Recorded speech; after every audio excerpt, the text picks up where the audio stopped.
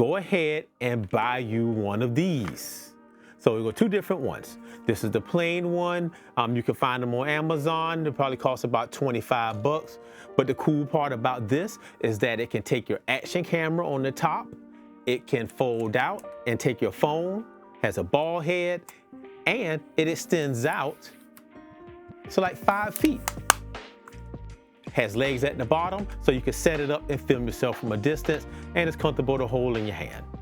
Now, if you really want to be adventurous, and you can get one of these. This is one of these automatic tracking tripods. It works the same as this one, but it has a tracking feature, and it can spin around at 360 degrees. Both are fine, both are good. So get you one of these or one of these. So why do I suggest one of these bigger selfie stick types over what might come with your GoPro? Well, obviously there's a size difference. Now with this, you're only limited to what's in your hand. Now the cool part about this little thing is that it actually pops out and makes a little mini tripod. So you see, it's a little mini tripod, and you can set this down and set it anywhere. Now take this with you because you might want to get some creative shots with that, but I always suggest this one because it functions the same way, but it's a lot bigger. And when you're doing your vlogs or things way off, you can hold it out and get a wider field of view behind you versus just using this. So we're gonna go outside and I'll show you how to put all this together, and then we'll get into it. So we went over everything. I showed you all of the settings, everything you need to know to get started. Now what we're going to do is I'm going to show you how to use it. And we're going to go out and I'll show you a few things, ways you can capture some vlogs and do things like that. And then I'll turn you loose and it'll be your turn to make something. So let's go. All right. So here's some things you need to know. Now the first thing is very important. These cameras, like this GoPro, they need a lot of light, a lot. If the light is not sufficient, it doesn't matter if it's 4K or not, because it's gonna look like hot garbage. So go out and film in the daylight and, during the day.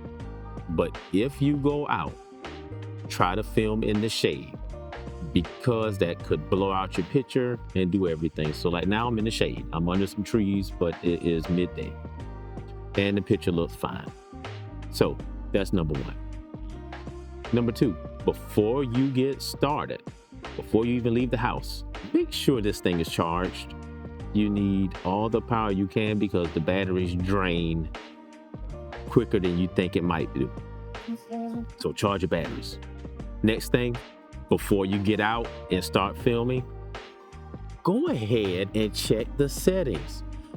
Turn the camera on, make sure everything is set the way that you set it.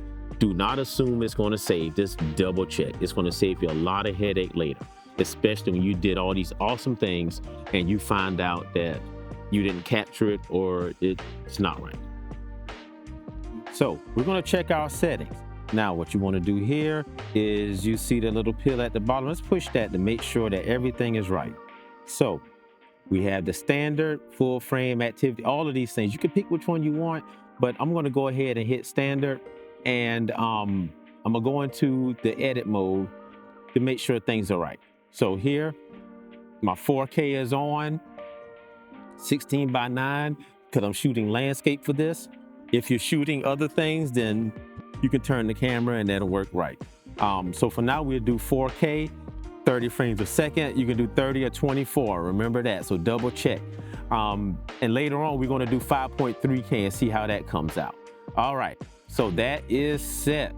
Let's see that, 4K, change that back. All right, let's go back. So that is set. Next, what we're gonna look at is our lens type. So we can have the linear lens where it's wide. Let's go ahead, we can move this up. Wide is wider, and we have super view, which is super wide, and hyper view, which it won't let us do. So we're gonna just go ahead and put it on just wide. We're gonna take a wide stance. So next we're gonna look at the lens. Let's always check your lens. See, it's on wide right now, but I think we just want to go ahead and pull that down, and we're going to just do a normal linear type lens. That way you don't get much distortion, but you can change depending on what you want to do. Right here, this is our hyper smooth, and I'm going to show you that in just a second. So right now it's off, but we can turn it on or have it boost, and that's whether the picture shakes or not. So I'm going to turn that off for now, and then when we go into our settings, we'll see. So now we are set and ready to go. So let's get this thing attached and we can start filming. Okay, so let's go ahead and get this GoPro attached to our tripod. So what we have here, I have our rotating automatic tripod with the GoPro fingers, but you can use whatever you like as long as it has this on it, or you have an adapter that can do that. So we're gonna take that, and then we have our GoPro and the locking screw. So GoPro, if you look at the bottom right here, you see that? Those things flip right out. Those make the little fingers. So I'm gonna flip those out. Bam, it's out. Now, we go ahead and slip it in between like this. And that's in. And then we take our locking screw and then we lock it down. So we go ahead and lock that in. Go ahead and screw it. Don't over tighten it, but tighten it just enough because you still want to be able to move this thing. So now it is set and ready to go. So you've gotten your GoPro attached. Everything is here and ready to go. So here's some suggestions. Now, what you want to do is maybe pull this out a little bit because it can go up to about 5 feet. So you can set this down, get some far off shots, things like that. But if you're just filming yourself, pull it out just a little bit. So that way you don't have to hold your hand up and out. You can hold it down at a comfortable level and still be able to film yourself. So now that we had that all out the way, let's switch to the GoPro and let's see how this thing looks when we put it through its paces.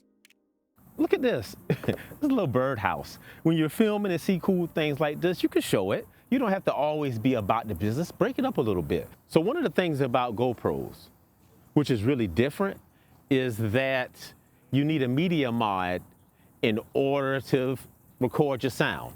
Now, the built-in mics, which we're on right now, and you can tell me how that sounds, or I'll find out when we're processing this, they can pick up from a sufficient distance if you're close. But if you're further away, then that may be an issue. So here's a workaround for that. If you have a wireless microphone set, make sure to get one that has internal recording, because you can just record onto one of these and then you're fine. So just do that. And right now I'm walking and the, what do you call it? The hyper thing. the smoothing, the stabilization is not on. So you probably see the camera bouncing. So next we're gonna turn it on and see what that looks like. All right, so here's a tip. Now here I have the hyper boost on, the stabilization. So like the last one, I probably was bouncing a little bit, but now I'm not. Now, so this is that. But here's the tip. If you are filming in the daytime, look, the sun is back there. And you see how dark my face is? Never film with the sun at your back. Look, do this. All I did is turn around, and it's a lot better. So you can still stand in the shade, but make sure the sun is in front of you, so that way you can easily be picked up. Okay, so right now, I have the hyper smooth on, and I'm walking. So when you're out filming, take some of their environment, not all just you. So hyper smooth will help you because you can move and walk and it'll bounce a lot less. So I'm going to change it now so you can see what it's like with it off and with it all the way on. So this is hyper smooth off, and you can see it's probably bobbing around a lot, but when we get to post processing, we'll be able to see. Okay. All right.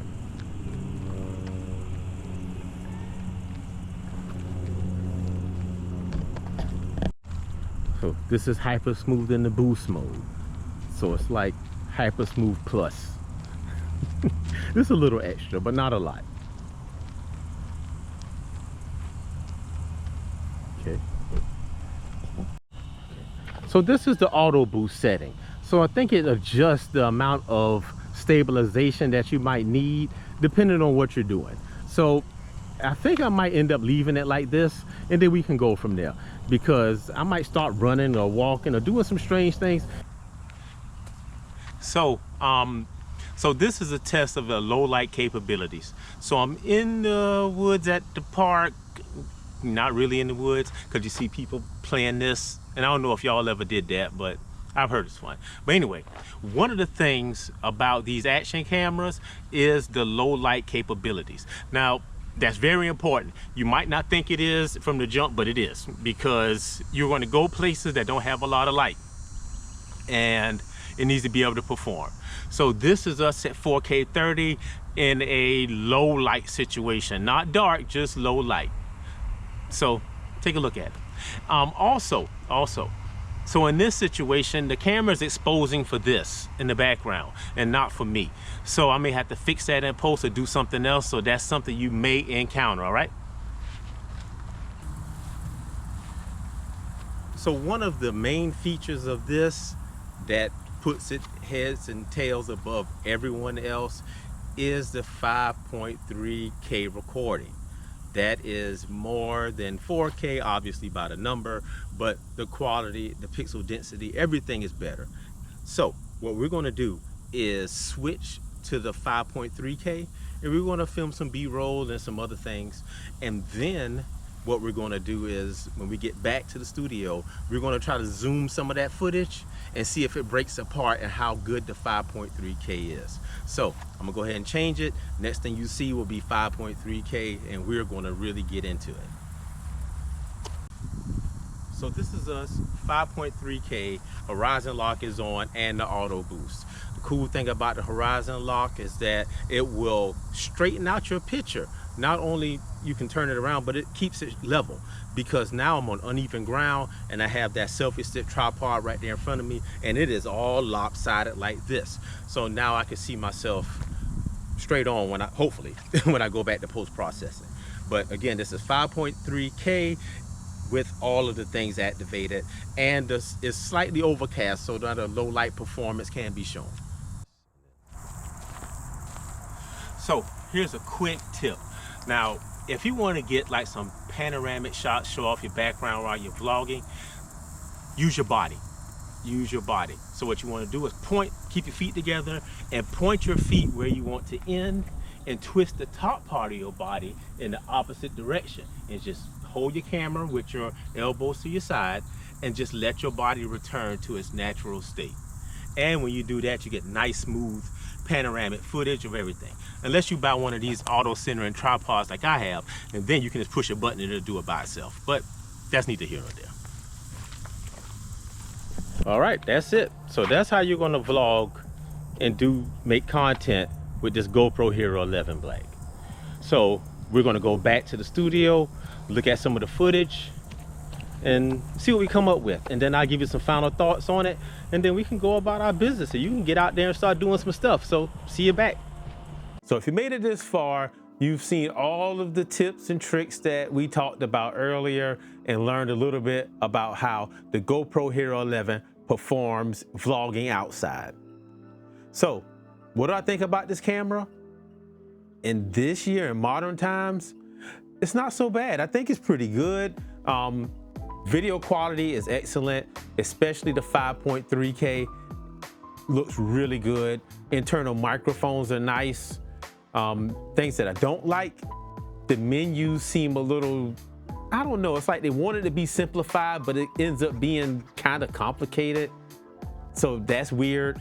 And then the fact that you need to use a media mod in order to use a wireless mic with this. That's a no-go. I don't like that. But overall, if you're trying to get started with vlogging and doing YouTube and stuff like that, this is not bad. It's actually a pretty good deal. And if you landed here first, go back and watch the overview for the settings for this GoPro HERO 11 Black. And if you've already seen that and you want to see what's next, I'm going to go ahead and do the same thing for this. This is the DJI Osmo Action 3. So these two came out the same year, about the same time, and they are direct competitors. So which one is better in modern times? You have to stay tuned to find out. So till then, I'll catch you later. God loves you. I love you too, and all that good stuff. So bye.